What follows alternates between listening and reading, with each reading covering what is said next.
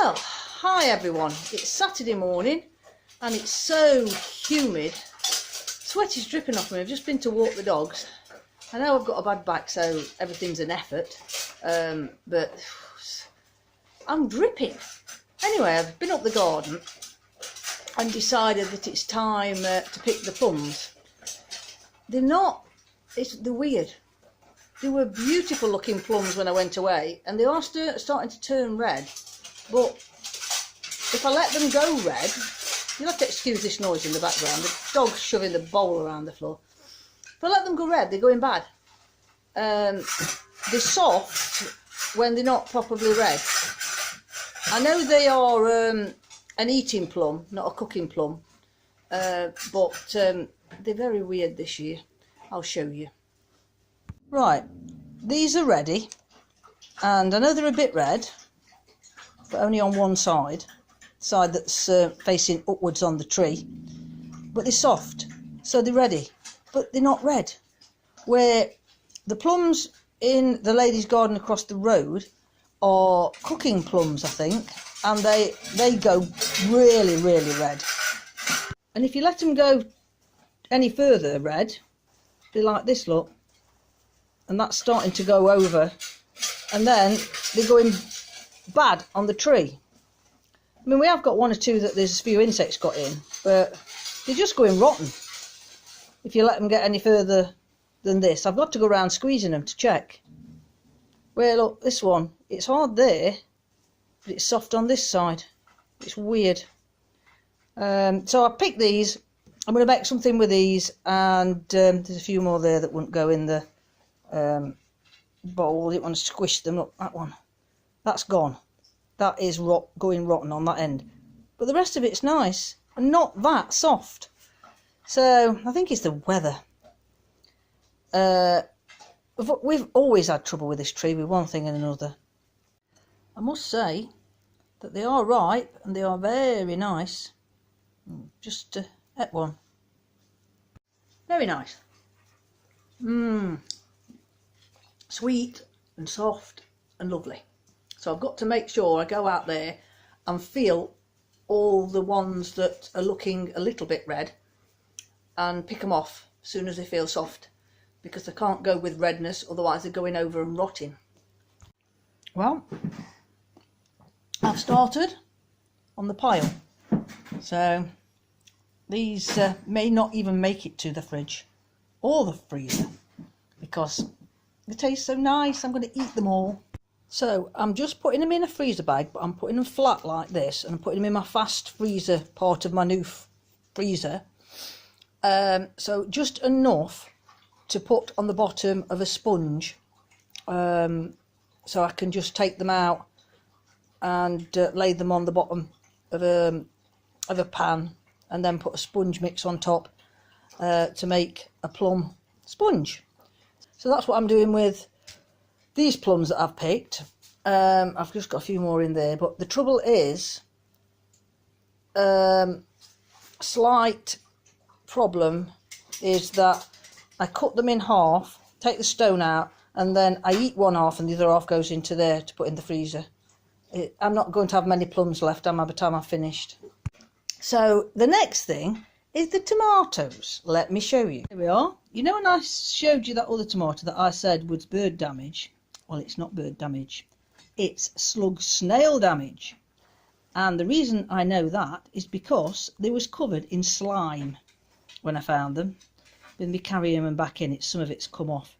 But that is definitely, especially that one, look, that is definitely probably snails, because my garden's full of snails. I have got the population down over the years, but not. I've not seen many for quite a while because of this heat. But these were resting on the raised bed. These are the bottom trusses, and they was resting on the side of the raised bed. So ideal place for a slug snail to just sit on and munch away. These were over the other side. Bottom trusses the same, but well into the air, not near anything that the snails and slugs could climb up, except for the fence. And they're perfectly fine, look. So these are tigerellas, and if you can see this one, You see the green stripes on it?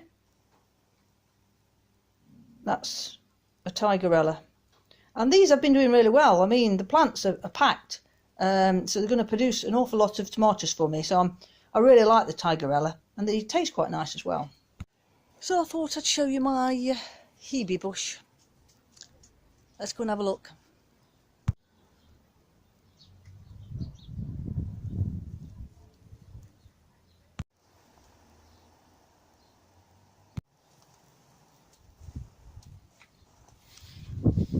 I'm going to see if I can get round the back of the tunnel to look at my pumpkin.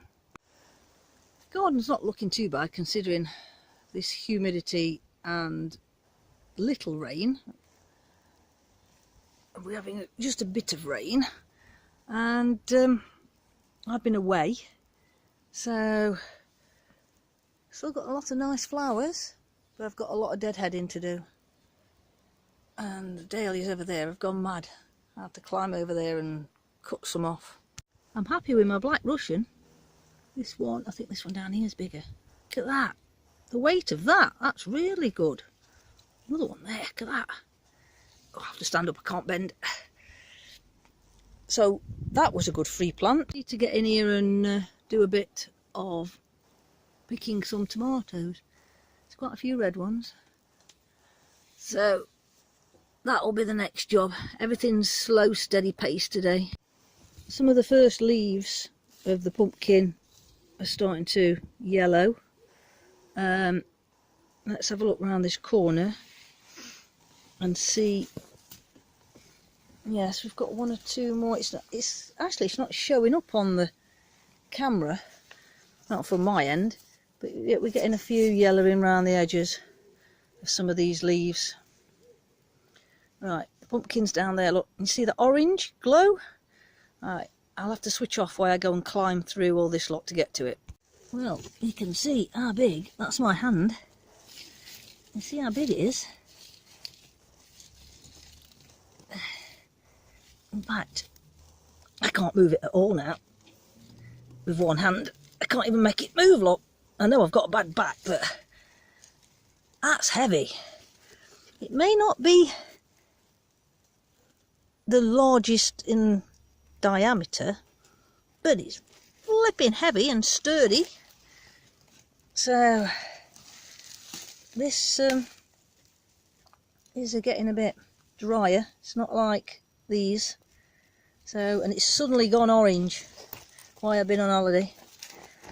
So the further I get away, the smaller it gets, but it is a fair weight. Well, I'm very pleased with that. I've never grown a pumpkin that big before, and heavy. It's really heavy. I think I may have to get my husband to lift it out of here for me, especially if my back don't get any better. So that's just a quick Saturday morning update of one or two things. I think I might take some beetroot in with me. Just got to watch this nettle. There's another one over there. I hate nettles. So let's have a look. Oops, I pulled a few carrots up as well at the same time. Only small, but that will do. And if I can get these carrots, hold on. Let me see if I can get the carrots. These carrots, look at these. These are supposed to be like this. Don't everybody say, what's up with your carrots? They're only tiny. They're supposed to be little ball carrots. And they're really nice. So that's good. I like that. I didn't mean to pull them up, but never mind. I think they're about ready, so I might just do some pulling up and show you what I get afterwards, because I can't hold the phone and pull up at the same time and not hurt my back, because nothing's going to stop me. I don't care whether my back's bad, I'm still going to do my garden. Well, nice little carrots, and normally little carrots are sweeter. I quite like these. This is the best these round ones have done. There's one or two think there's 1 or 2 of the others mixed in, because I did a row and then ran out of seeds, so I just shoved the last of the packet of these that I'd got, because I've been using up seeds from other years this year. Stuff that it's not really done very well other years. I've just shoved in at end of rows when I've run out of the seeds that I'll plan to put in, and I think they've done really well. I reckon they'll be nice and tasty for dinner. So don't forget to subscribe and like, and thanks for watching. See you next time.